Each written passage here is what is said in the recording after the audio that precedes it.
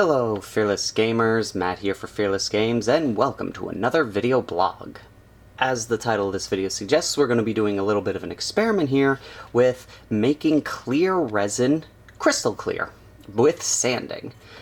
This is a piece from the War Scenery company. This is the Elven Shield Barrier, so it's basically supposed to be a shield wall.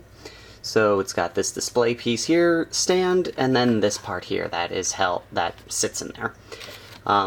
This is a fire orange clear resin that I picked up for another project, and I thought it would look really cool since if you've seen some of my images of my Eldar army, the tertiary color is orange, so I thought that, paint this up in my primary colors and then have this up there would look really cool. And as you can see, you can see through it a little bit. But I've seen on another video from the company Loot Studios where they did these potion bottles, and they showed this video on, if you do this quick technique, you can get it to be crystal clear. And it involves just sanding the piece down. So we're going to give that a try today. I mean, what's the worst that happens? It's ruined, and then I just print another one. No big deal. So I was always curious to see if this would work, and after trying polishing pads on Gunplas, I decided to give this guy a check. So, as their instructions on Loot Studios says, it says you start with 150 grit sandpaper and work your way up to 2,000. So I got 2 packs of sandpaper from Hobby Lobbies. They go from 150 all the way up to like 10,000 grit, but we're only going to go up to 2,000. And so let us give this a shot. So in the video, he does run the piece that he's sanding on water. I don't know if that's to try and help it, to keep the particles from going everywhere. But he doesn't specifically say wet sand. He just says sand. So just for this, we're gonna dip this, get this nice and wet. And then we're going to start with our 50 grit sandpaper, 150, and give this a sand.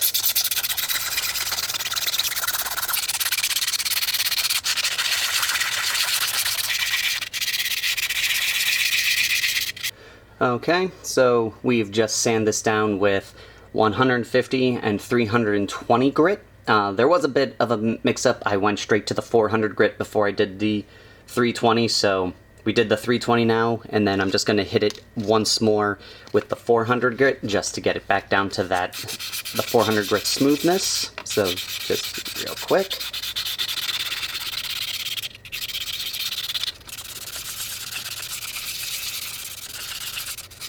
Alright, so this is the work so far after hitting it with 150, 320, and 400 grit. And we are going to, it's actually really nice and smooth now. I got rid of all the pop marks from these supports, which is great. It looks a little clear, but so far I'm not really seeing a major difference, but there is a couple more steps to this whole project before we should see any real results. So let's go on to our next level, which is 600 grit.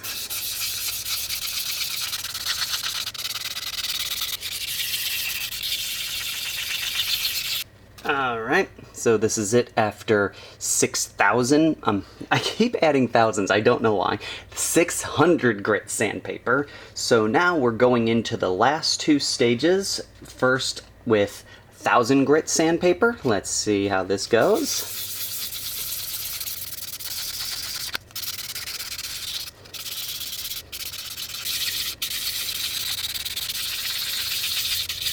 Alright.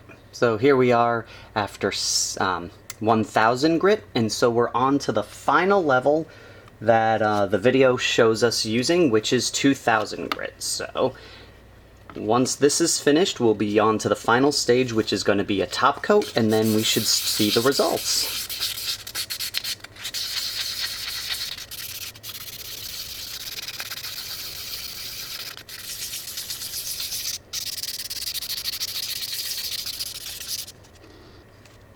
Alright, and here's the final results. So, the next step in this, according to the video, is to just hit it with a clear top coat. They use a spray, like a Rust-Oleum spray can, top coat. I don't have that. I'm not a big fan of spray paint top coats, so I'm just going to use a regular Vallejo top coat that I have. I will say it is actually looking pretty clear right now. Just going, let's see, like you could before, you couldn't read that 20 that's right there. Before I had to like bring it really up there, so it did actually make it look a little clearer. And supposedly, if this whole method works, and it's starting to look like it's true, when I get this dry and put a top coat on it, it'll be almost like glass. So let us do the magic of editing so you guys don't have to waste time watching me paint that up. And here are the results, and it is a night and day difference. Just to show it off, see this piece here, I did not treat with the top coat, so you can see how it was originally not very transparent to the big difference here. So like, see, you could actually see the back of this mat through it before. When I put my hand up against the plate, this is how it would look, but now when I bring my hand up, it is like near perfectly transparent. It looks like that would be used for stained glass or something like that. So I am convinced that this technique works, and it's quick. It only took me about 35 minutes to do the whole thing, and that was because I made a couple of mistakes. But all I just did was I took the sandpaper, I made sure to get as all over the piece as possible, and I did wet it just to reduce the particles in the air since I didn't have my mask with me today. And then I hit it with a top coat of Vallejo paint on clear gloss finish. You'd probably get a nicer top finish if you used a spray can. I just not a big fan of spray cans because I've always had bad luck with them. But yeah, no, can't argue with these results. It actually looks really good. So big shout out to Loot Studios for that video showing you how to do this. If anybody has tried this out before, drop a comment. What are your likes, dislikes, any tips, tricks that you found to make the process a little easier, get nicer results? Feel free to drop a comment. If you understand the science behind how this works, because this kind of baffles my mind, is how sanding it, getting to this like really non-transparent finish, and then just slapping a clear coat gets this result. I'm not understanding how that did that. So please, if you know the science behind that, drop a comment, let me know, educate me. I'd really like to hear how this works. And just for comparison, so I'll put a photo up right now.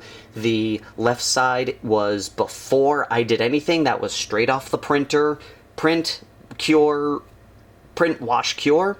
And the right side is the results after sanding and top coating. And what a difference. Again, I cannot stress how crazy that is. If you want to give this a try yourself, in the description of this video is a link to this piece that you can purchase the STL file for this whole setup here. And I'll also put a link to the Amazon store page where I got the resin that I used for this. Sandpaper, pretty much can get anywhere. I went to Hobby Lobby for it. Just make sure that you get 150 grit, 2000 grit, and a series of sandpapers in between those two. If you haven't already, click that subscribe button so you can see when these videos come out. Hit that little bell icon so you can actually find out when these videos are released. And give that little like button a hit so this video gets circulated out there. We would really appreciate it. So, thank you all for watching, and until next time, fearless gamers, take care.